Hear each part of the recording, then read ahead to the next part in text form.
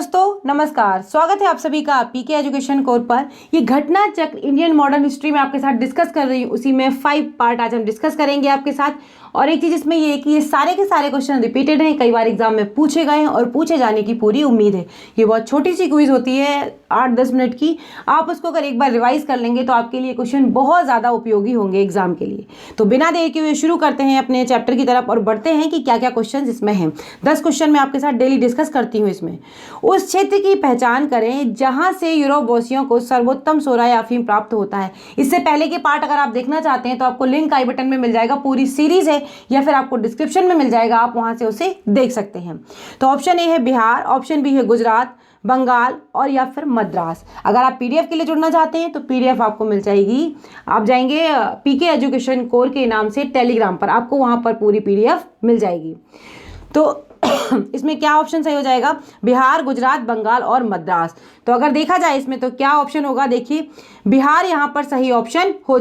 जो यूरोपवासी थे उनको बिहार से सर्वोत्तम सोरा और अफीम दोनों ही प्राप्त होता था। कहां से? बिहार से। तो ऑप्शन क्या सही हो जाएगा? ऑप्शन ए यहां पर सही आंसर हो जाएगा। अगला प्रश्न देखते हैं, क्वेश्चन नंबर 42। अंग्रेजी शासनकाल में भारत का कौन सा क्षेत्र अफीम उत्पादन हेतु प्रसिद्ध था? तो बिहार, दक्षिणी भारत, गुजरात और असम। अभी अभी आपके साथ डिस्कस किया है, तो कौन सा ऑप्शन यहाँ पर सही आंसर हो जाएगा? अगर देखेंगे तो बिहार ही यहाँ पर सही आंसर हो जाएगा, ऑप्शन ए। अंग्रेजी शासनकाल में यहीं से सोरा और अफीम दोनों ही उत्पादन बहुत ज़्यादा प्रसिद्ध था।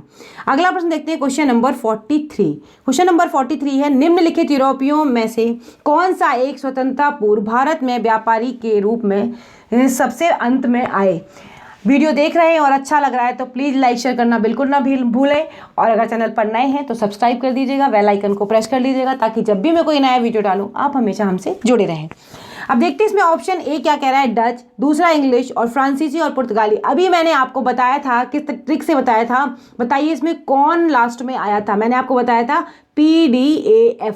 तो अगर आप देखेंगे यहाँ से आपको समझ में आ रहा होगा कि सबसे अंत में आए तो कौन आए थे? फ्रांसीसी। तो ऑप्शन सी यहाँ पर सही आंसर हो जाएगा। अगर आप ऐसे ईयर में याद रखेंगे तो आपको पता है पुर्तगाली जो आए थे 1498, जो पुराने वीडियो है मैंने उसमें डिस्कस किया है, पुर्तगाली इस समय पर आए थे। उसके बाद 1605 में कौन आया था? डच आए थे। फिर इसके बाद 1608 में आए थे अंग्रेज, और फिर इसके बाद 1664 में कौन आया था? फ्रांसीसियों का आगमन हुआ था। तो सबसे लास्ट में कौन आए थे? फ्रांसीसी आए थे। अब याद रखने वाली बात है, पुर्तगाली तो आपको पता है कि पुर्तगाली 1498 वास्को डी गामा से आप रिलेट कर लेंगे इसको। फिर अगर आप कहीं भूलते हैं तो ये दो याद रखिएगा, 1605 और 1608, इसमें डच और अंग्रेजों का था, और सबसे लास्ट में फ्रांसीसी। तो आप दो याद रख लीजिएगा, पुर्तगाली और फ्रांसीसी। बाकी बीच में आपको दो फिर याद रह जाएंगे। आपको पता है कि डचों का बहुत ज़्यादा इतना विस्तार नहीं था और बहुत टाइम तक वो नहीं कर पाए, तो इसलिए 1608 में फिर आपके लिए अंग्रेजी बचते हैं। कुछ कुछ ट्रिक बनाइए दिमाग में, जब आप पढ़ेंगे ना थोड़ा थोड़ा धीमे धीमे समझने की कोशिश करेंगे तो आपको चीज़ें वहाँ से क्लियर होती हुई चली जाएंगी। तो ऑप्शन सी यहाँ पर सही आंसर हो जाएगा। क्वेश्चन नंबर 44 देखते हैं। 44 क्या है, निम्नलिखित में से किन स्थानों पर डचों ने अपने व्यापारिक अड्डे स्थापित किए थे? तो नागापट्टनम, चिंसुरा, मछलीपट्टनम, सूरत, भरूच, आगरा, कोचीन, अहमदाबाद, पटना, उपरोक्त सभी। अगर देखा जाए यहाँ पर इस तरीके से ऑप्शन में, तो सभी की सभी जगह डचों ने अपने जो स्थापित किए थे केंद्र, व्यापारिक केंद्र, इन्होंने नागपट्टनम में, चिंसुरा में, मछलीपट्टनम में। चिंसुरा वाला काफी इंपॉर्टेंट पूछ लिया जाता है, कई बार डेट पूछ लेता है, तो 1653 आपको याद रखना है। मछलीपट्टनम भी पूछ लेता है तो वो 1605 है। सूरत 1616 है। भरूच में, आगरा में, कोचीन, अहमदाबाद और पटना, सभी जगह पर इन्होंने अपने व्यापारिक अड्डे स्थापित किए थे। ये क्वेश्चन काफ़ी ट्रिकी है अगर देखा जाए, हो सकता है जब हम इसे सॉल्व करें और हमारे सामने एग्जाम में हो तो इतना हमें याद रहना मुश्किल होगा कि सभी जगह इनके कारखाने थे। हो सकता हम ए ऑप्शन टिक कर दें, हो सकता बी कर दें, लेकिन कई बार ऐसा देखा जाता है कि अगर उपरोक्त सभी और आपको नहीं क्वेश्चन आता है तो बेहतर होता है कि आप उपरोक्त सभी लगा दें। कई बार ए और बी दिया रहता है कि ए और बी दोनों सही होंगे, तो अक्सर कर उम्मीद करी जाती है, स्पेशली मैं आईएएस की बात नहीं कर रही हूँ, मैं यूपीपीसीएस की बात कर रही हूँ। अक्सर कर ऐसा देखा जाता है कि क्वेश्चन एलिमिनेट करने के लिए आपके पास एक ट्रिक होती है। आप देख सकते हैं कि हाँ, शायद जब आपको क्वेश्चन आ नहीं रहा है और आपको लग रहा है कि अभी आपने बहुत कम क्वेश्चन डिस्कस किए हैं, तो आपकी फिर मजबूरी बन जाती है कि आपको कुछ ना कुछ तुक्के तो लगाने ही पड़ेंगे। आर या पार, अब जो भी होगा। तो अब अगर आप लगाते हैं तो कोशिश करें उपरोक्त सभी या फिर जो ऑप्शन आता है कि ए और बी दोनों सही हैं, ऐसे क्वेश्चन आप टिक करें तो ज़्यादा बेहतर होता है, क्योंकि आप कंफर्म तो होते नहीं है किसी क्वेश्चन को लेकर। तो मैं अक्सर कोशिश करती हूँ लोगों को यही बोलने की, क्योंकि जब भी आप पेपर देखेंगे अक्सर जब आंसर शीट जारी होती है तो ऐसे प्रश्न सही होते हैं। तो कोशिश यही किया करिए कि इस तरीके के आंसर आप टिक करें।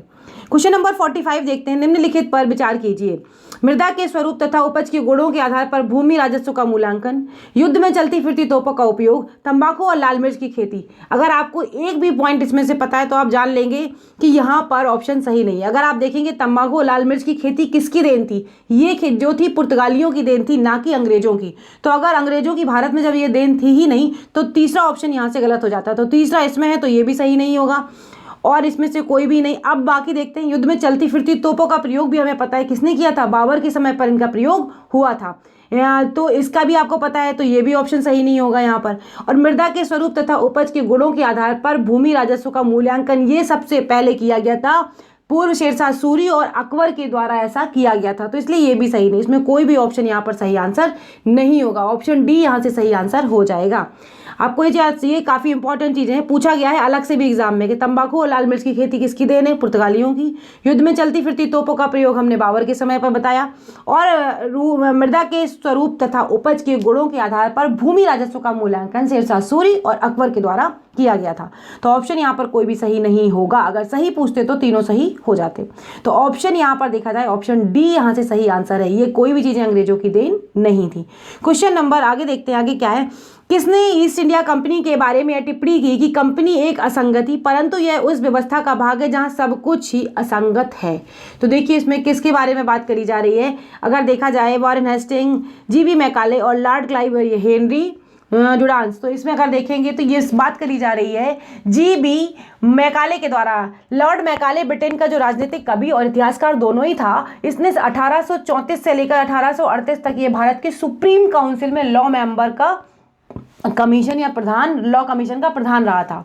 इसने ही द इंडियन पीनल कोड की पांडुलिपि भी तैयार की थी और अंग्रेजों को जो अंग्रेजी भाषा है भारत में, इसके लिए भी इसने प्रचार करने की और यूरोपीय साहित्य, दर्शन, इन सभी के बारे में जानकारी दी थी और इसी के लिए इसने लक्ष्य बनाया था। मैकाले ने ही कहा था कि कंपनी एक असंगति है परंतु इस व्यवस्था का जो भाग है वो यहाँ पर सब कुछ ही असंगत है। तो ऑप्शन यहाँ पर सही हो जाएगा क्या, ऑप्शन बी, जीबी मैकाले। अगला प्रश्न देखते हैं। निम्नलिखित में से कौन एक मुगल सम्राट द्वारा नियुक्त बंगाल का अंतिम गवर्नर था। यहाँ पर ईस्ट इंडिया कंपनी और बंगाल के नवाब के बारे में बात करी जाएगी। तो ऑप्शन देखिए, क्वेश्चन नंबर 1 है आपके सामने। कौन था, सरफराज खान, मुर्शिद कुलीन खान, अलीवर्दी खान या फिर शुजा-उद-दौला मोहम्मद खान। तो क्या ऑप्शन यहाँ पर सही आंसर हो जाएगा। जो लास्ट मुगल सम्राट द्वारा नियुक्त बंगाल का अंतिम गवर्नर कौन था, मुर्शिद कुली खान। कौन था, मुर्शिद कुली खान था। और अगर इसकी आप डिटेल में और ज़्यादा चीज़ें पढ़ना चाहते हैं, मैंने पूरा आपको मॉडर्न हिस्ट्री पढ़ाया हुआ है, आप जाकर वहाँ पर इसे देख सकते हैं। आपको सीधे पीके एजुकेशन कोर्स पे आप टाइप करिए, आपको वहाँ से मिल जाएगा आधुनिक भारत का इतिहास, पूरी सीरीज दी हुई है। आप वहाँ पर एक एक चैप्टर को ढंग से पढ़ सकते हैं। तो अगर देखा जाए तो ऑप्शन बी यहाँ पर सही आंसर हो जाएगा। अगला प्रश्न देखते हैं। अगला प्रश्न क्वेश्चन नंबर 2। निम्नलिखित में से कौन सा युद्ध जिसने भारत में ब्रिटिश प्रभुत्व को आरंभ किया था।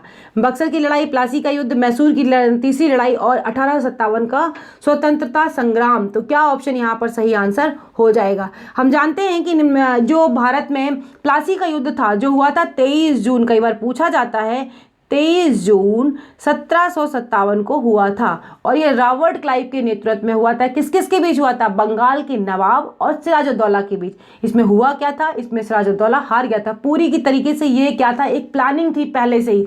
जो सिराजुद्दौला था उसके जो सगे संबंधी थे या जो और लोग थे, उन लोगों ने, सभी लोगों ने उसके साथ विश्वासघात किया था, इसलिए वो हार गया था और उसको एक हार का सामना देखना पड़ा था। बाद में सारी चीज़ें किसके अंतर्गत चली जाती है और बक्सर की लड़ाई तो फाइनली ये बताई देती है कि अंग्रेज ही शक्ति सबसे ज़्यादा उभर रही है और अंग्रेज शक्ति ही महत्वपूर्ण है। तो अगर देखा जाए यहाँ पर प्लासी के युद्ध के बारे में तो ऑप्शन बी यहाँ पर सही आंसर हो जाएगा।